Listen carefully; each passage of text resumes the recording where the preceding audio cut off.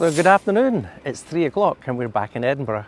Welcome to Joe and Mike's virtual tour of Scotland. You can catch us on Facebook and YouTube. And we're just going to show you where you can connect with us there. So welcome back to everybody. I'm going to say hello to a few people as well as we normally do. So I'm going to say hello to people in the United States and Canada. I know you're up quite nice and early. People in Brazil and South America down there. Thank you very much for joining us. It's a real pleasure to be here with you. And say hello to our friends in Europe. We know we've got a few people in France and Spain and in Germany who are watching us. And also to the Far East, where we do have people in Japan who've been watching us, and also to our friends, cousins and colleagues down in Australia. Welcome back to Edinburgh. We're on Carlton Hill. Carlton Hill is one of my favourite hills in Edinburgh. We're going to take you on a little walk around, introduce you to some of the monuments that are on this hill, and talk a little bit more about the history. But the views from Carlton Hill are spectacular.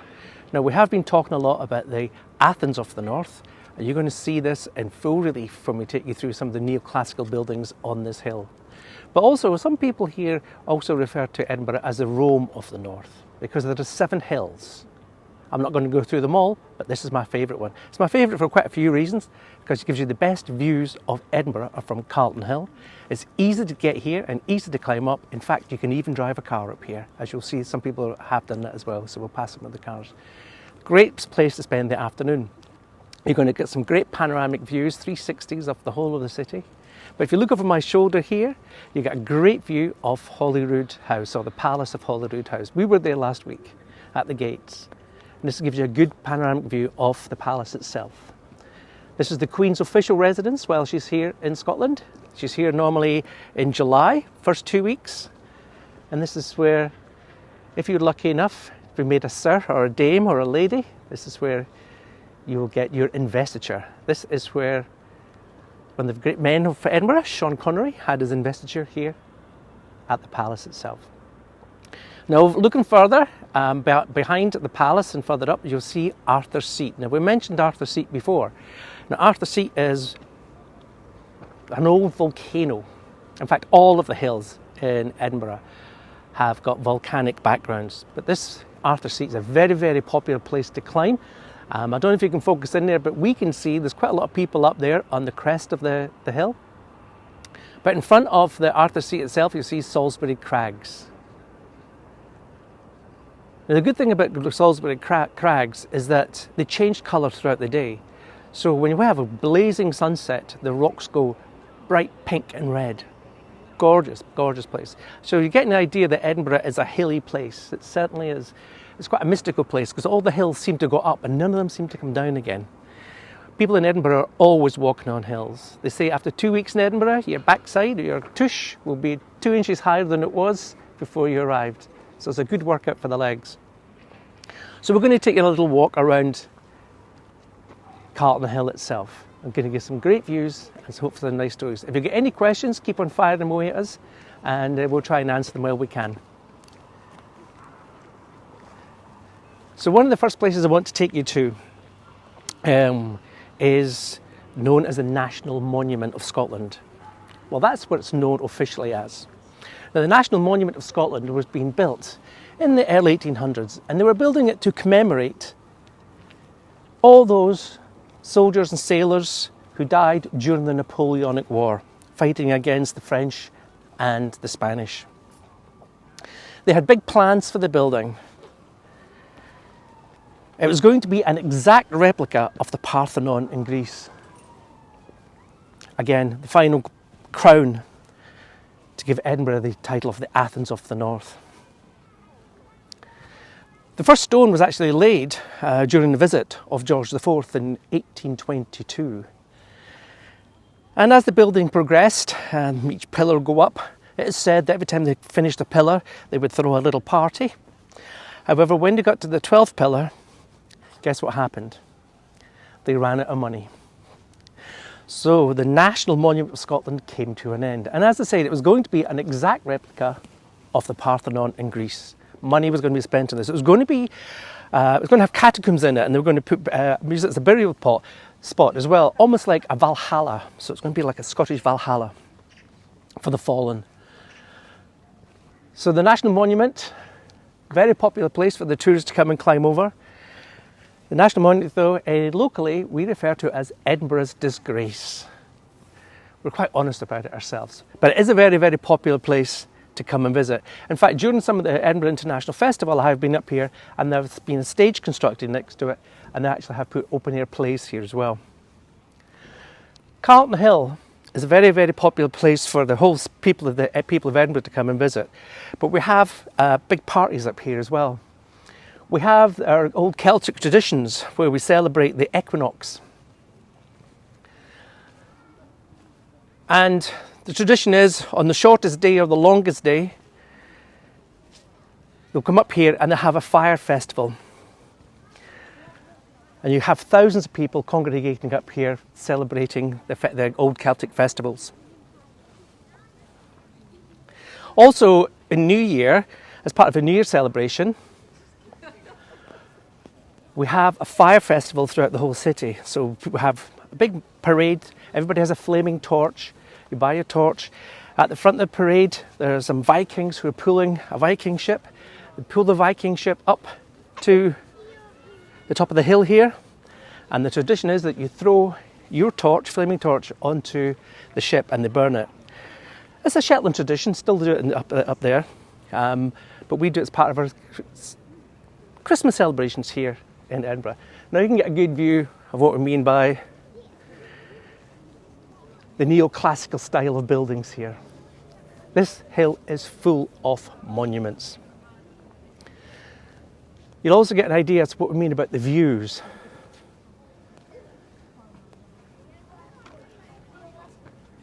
The 12 pillars of the National Monument of Scotland, known locally as Edinburgh's disgrace.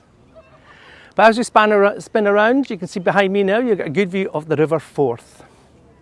This is the Firth of Forth. And the Firth is a Scottish word for estuary. The word Firth has the same root as fjord. So consider it as a fjord. Across the river, from here, is the county of Fife. For you golfers, this is where St Andrews is based, in the county of Fife. The river itself leads out into the North Sea. Now as we spin around a little bit further here, we'll get a great view of some other neoclassical buildings. And we're coming to the old Edinburgh Observatory. The observatory, again, Edinburgh was part of birth of education and learning, and this is where some of the great mathematicians got together and decided to build one of the observatories, which were used initially actually for the timing for the ships. So up here they would study the stars back in 1800s. The domes actually open, they had the telescopes, and they'd be studying the stars so that they could fix the time clocks for all the ships. Britain was a big seafaring nation. It was important that the ships had their chronometers all corrected, and it was all done up here. The original clock that was used is still in here. This again is based on the Temple of the Four Winds in Greece. And I think you can pick up the neoclassical style of the buildings. Again, all based around the early 1800s. Now the architect for the building you're watching at the moment was William Playfair. He was a very important architect at the time. The architects were very, very competitive. Very competitive. And they'd be competing for contracts. Edinburgh was building, and it was building big time. It was building monuments, it was building parts of the city. Everything was a hive of activity, and the architects were seen as some of the superstars of their day. Now, the head of the Astronomical Society was a man known as John Playfair. Now, John Playfair was actually the uncle of William Playfair. Very well connected family. Now, one of the other monuments I want to show you is on this direction here. And here we have Nelson's Column. If you've been to London, you've maybe been to Trafalgar Square, you've seen Nelson's Column in Trafalgar Square. Well, this is Edinburgh's Nelson's Column. And if you look at it, you can see quite easily that it looks like an upturned telescope based on the telescope, the famed telescope of Horatio Nelson. At the very top of the building, you can see it looks like a mast. Well, actually, indeed, it is a mast.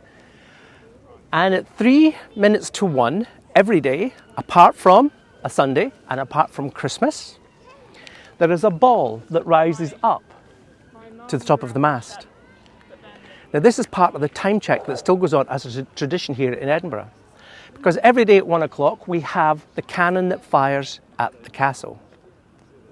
That's a 1 o'clock gun. It's a tradition to go up there and see it when you're in Edinburgh. When the cannon fires, the ball that's raised up here drops, and it's done mechanically. In fact, one of our colleagues, Jane, with who hopefully she's watching, actually had the pleasure of going up with the two guys to see the ball being raised and actually saw it being dropped. So the ball drop can be seen by the ships down in the port. So this is important for them to be able to see this on a daily basis so they could check the timepieces. Now, as I spin around here, you're going to get some great views of Edinburgh, and you can get a great view of the castle in the distance, also a great view of the Balmoral Hotel.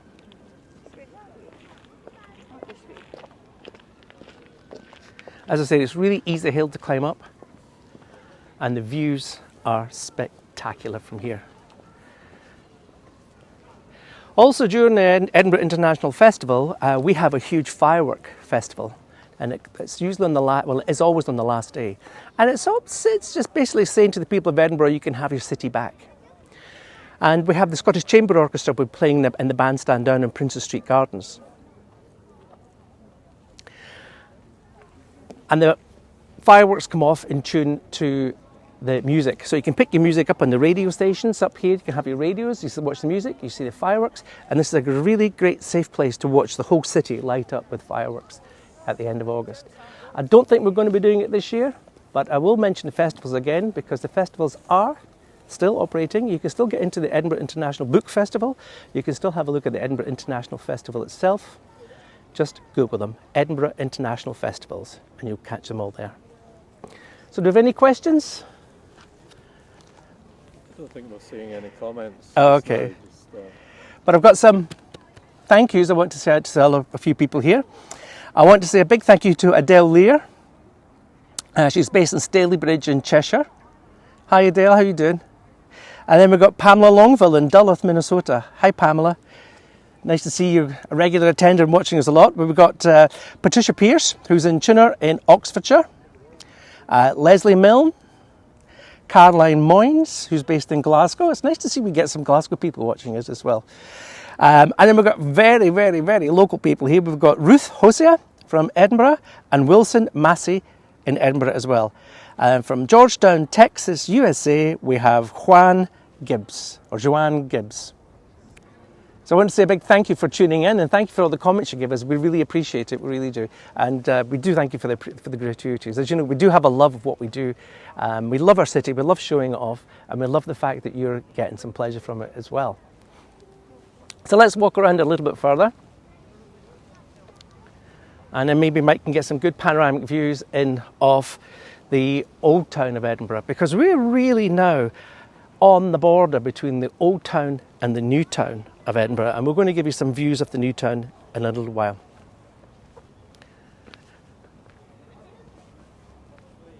So hopefully you're getting a good understanding now of when we've been talking about the Athens of the North, we're talking about the neoclassical buildings, we also talk a lot about the Gothic. You've seen the Gothic in Edinburgh. The architecture in the city is just astounding. And built to last. This is what I always say it. We don't have the tradition here of tearing things down usually, but you will see some places that have been getting rebuilt. We have this thing in the 1970s, I think, everywhere where you had this brutalism, I think it was called, the style. And so some of the older buildings from the 70s are being pulled down and being replaced. Now this is normally open during the week from, let's say, Wednesday through to Sunday. The gardens are open up. The observatory isn't used as an observatory anymore. It's actually operated and run as an art centre, and it's a collective art centre open to the public. There's also a wonderful restaurant in here called the Outlook Restaurant, which I would highly recommend if you're coming to Edinburgh. It's a brand new restaurant. It affords some of the most spectacular views of the city. And especially in the long summer evenings, you'll get the beautiful, beautiful sunsets as well. So we're going to do a little handover again as we walk around. And Mike's going to talk a little bit more about some of the monuments on the other side of the hill. And probably give you a really good view of the division between the Old Town and the New Town. Perhaps you can get Princes Street in here. Princes Street is the main thoroughfare for the shops. Shops are on one side and views to the castle on the other. So I'm going to hand over to Mike, and Mike will continue the talk.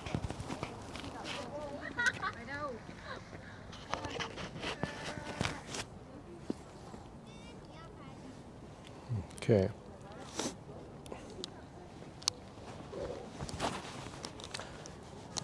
Okay. Good afternoon. Hello, Mike. And hi, and thanks for joining us today in beautiful Edinburgh, beautiful sunny Edinburgh. We've got a wonderful afternoon here, and continuing this tour of Carlton Hill. So I'm going to wander over here, and we've still got this amazing backdrop with Edinburgh Castle.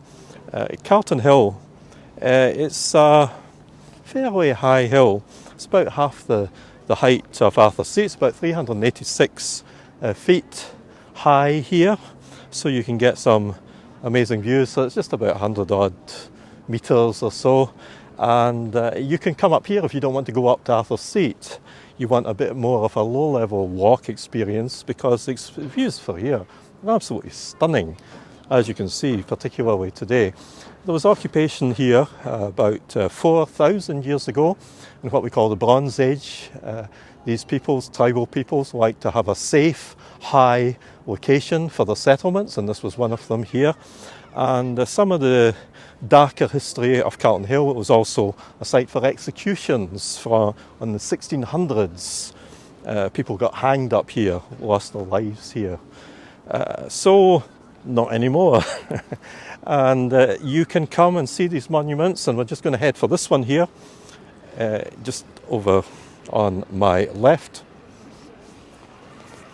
Now this is monument, it's called the Hieratic monument of Lysicrates. It's based on, it's an old Greek kind of source of monument going back to the 1st century, and a lot of those enlightened figures in Edinburgh like to borrow design ideas from ancient monuments, and this is one of them, and it's quite commonly used. There's a monument to Robert Burns, our national poet, on the other side of the hill, and it's the very same shape and form of monument with these pillars, and at the top it's a kind of, would have been acanthus leaves, are acanthus leaves, which is quite a Mediterranean plant, which again was used in a lot of these enlightened sculptural architectures.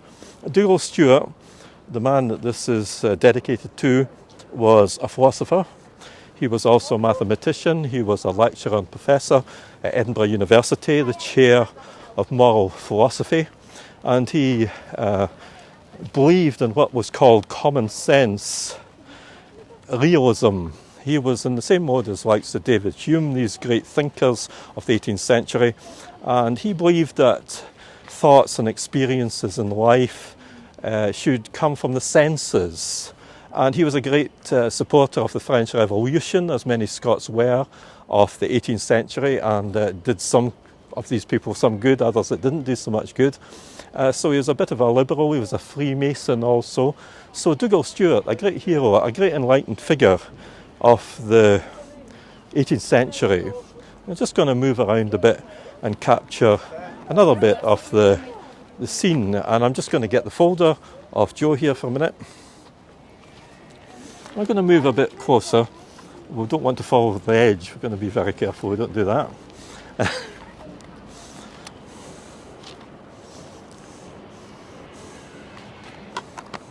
Now what I wonder if Joe can capture this, but there's an orange coloured gable just down here that you can see over the edge there, and this is called the Rock House.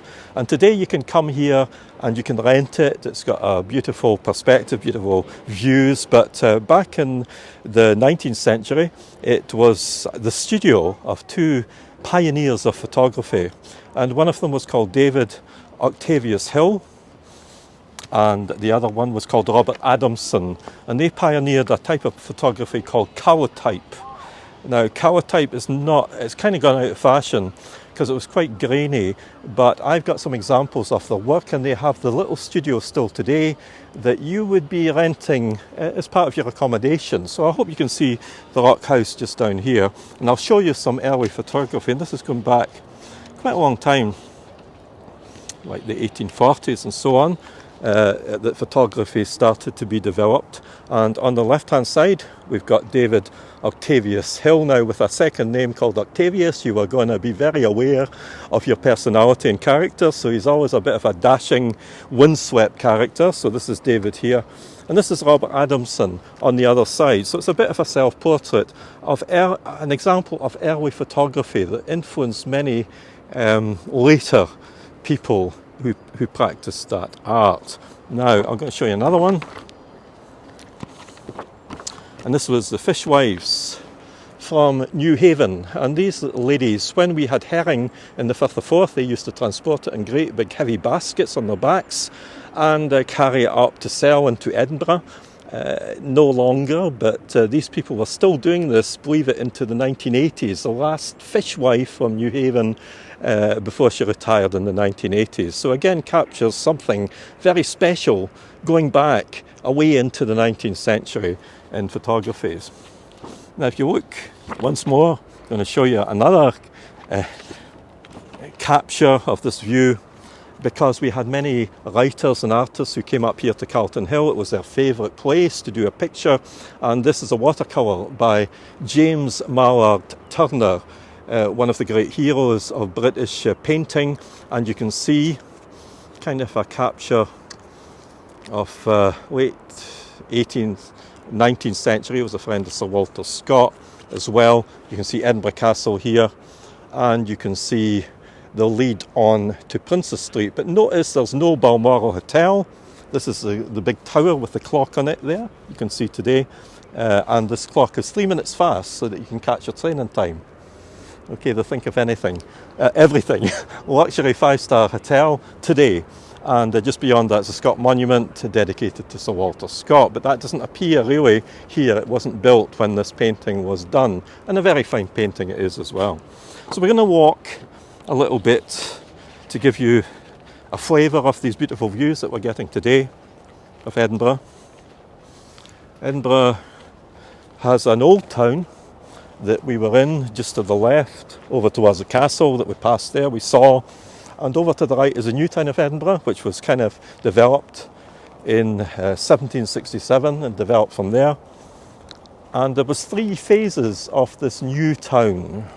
The new town was a very regular plan of regular streets running parallel and vertical, and very adapted to the use of carriages, horses and carriages, and for the wealthy people who wanted to have servants and really have a luxurious lifestyle. So it was a very upmarket place to stay in the 18th century, and we can see something of that development over to our left hand side.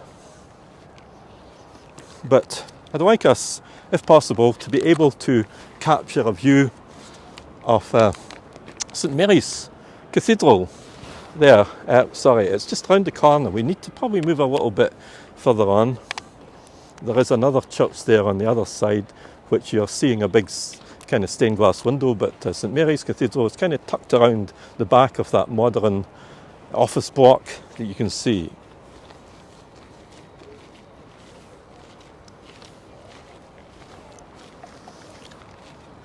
Down there, I see a kind of open area. We're quite far away from it. It might be quite difficult to see, but you can see a kind of piazza with some trees and some steps up to the left. That's St Mary's Cathedral, which is the main Catholic church here in Edinburgh. And Pope John Paul visited this on his visit to Edinburgh in the early 1980s and presented a relic of our national patron saint, St Andrew. And that relic is highly venerated and exists in that Cathedral of St Mary's today. Down in this area too, called Piccadilly Place, was where Arthur Conan Doyle was born. Arthur Conan Doyle, famed author and the writer, inventor of Sherlock Holmes and great criminal mysteries, which many people just can't get enough of today. And he, Arthur Conan Doyle, 19th century author, he influenced later authors. Ian Rankin, if you've heard of him, who writes crime novels, lives here in Edinburgh, very much influenced by Conan Doyle. And his Rebus, Inspector Rebus, is the main kind of detective in his stories. So we're going to move further along with the sunshine highlighting the port of Leith.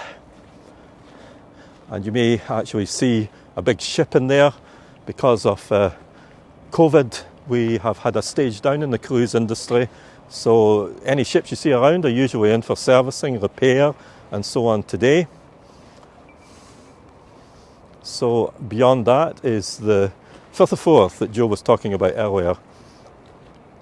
And if we've got various islands in the Firth of Forth.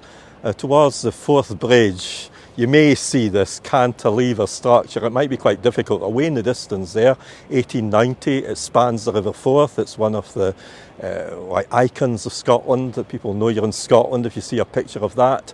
It straddles an island, and Inchgarvie Island, that's called, and it's like where one of the caissons is situated, which supports that bridge. And Inchgarvie Island was a defensive island going back to the 15th century when James IV defended it. It was a major place to monitor the comings and goings of people that you didn't want to be getting near you. Then Inchgarvie had a small castle on it, even a fortification. Now there's another little island over there called Inchmickery. And Inchmickery is a tiny little island, and I don't know if Joe can capture that there. It might just be a little mark in the Firth of Forth. You can see Inchmickery comes from Island of the Vicars, we think, has got a religious connection. And Inchkeith, which is this long shape, flattened hump over to the right-hand side. Inchkeith Island has got a bit of a sad history, because in times of plague and times of terrible illness and so on, people would be quarantined and sent over to Inchkeith, and most of the time would be forgotten about. Inchkeith Island has a lighthouse built by Robert Stevenson, the grandfather of Robert Louis Stevenson, also famous author. I think we're just going to go up the steps a little bit.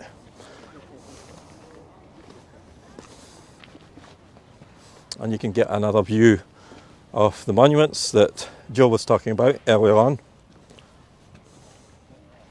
Please feel free to comment. We're not actually seeing comments, I don't think, just now, but please feel free, because we can see this when we look at the video after it is finished in the live mode and we go back to look at it. We will see your comments, and we will try and answer any questions that you've got from what you've been seeing today.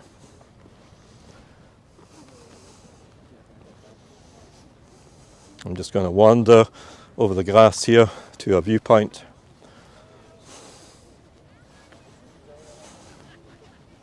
If anybody's wondering about the kilt I'm wearing at the tartan, is weathered black watch, or Campbell. I sometimes guide Outlander tours, and I think this is one of the closest tartans you can get to the Mackenzie. I'm not a Mackenzie, I'm a McNaughton, but it goes quite well. So we're going to go further up here, higher up.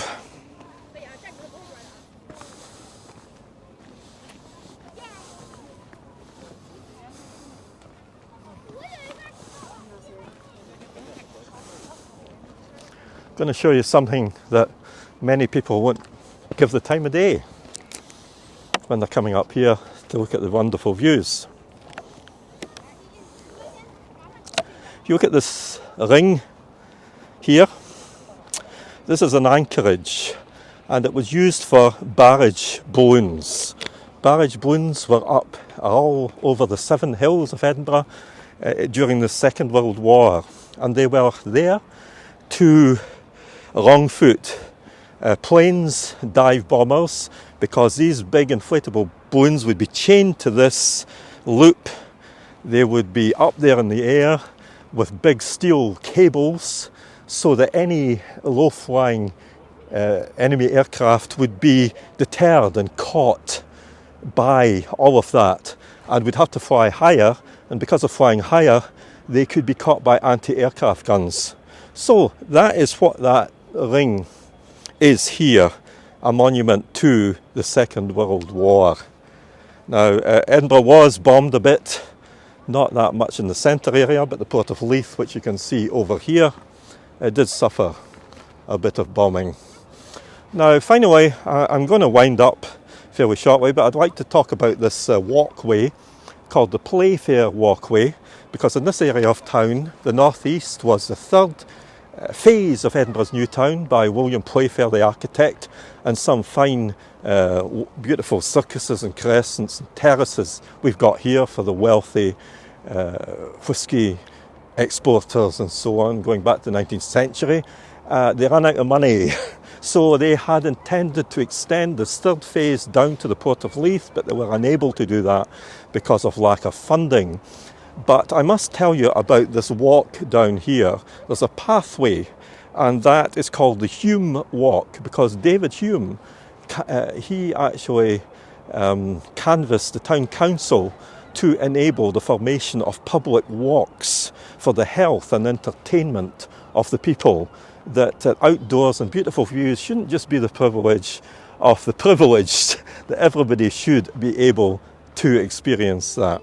So I'm just about to leave you, and just before I do, I'm just going to say please keep an eye on our tours, and please like our page, Joe and Mike's Virtual Tours of Scotland, on Facebook, and we've also got a channel on YouTube, and we could do with as many subscribers because we want to continue these tours because we love doing them. And also we have Piping Scott Tours page and Scotland with Joel too, so we would like you to follow these too and like them, and even better, share them. And if you have a wee look, you'll see there's a link to a PayPal link there, and please feel free to leave a gratuity if you enjoyed the tour today. We always can develop our tours even more through that. So all the best, and we'll catch up with you this time next Monday on another tour, and I'll just say goodbye, and I hope you can hear Joe. Bye from Joe. All the best, thank you.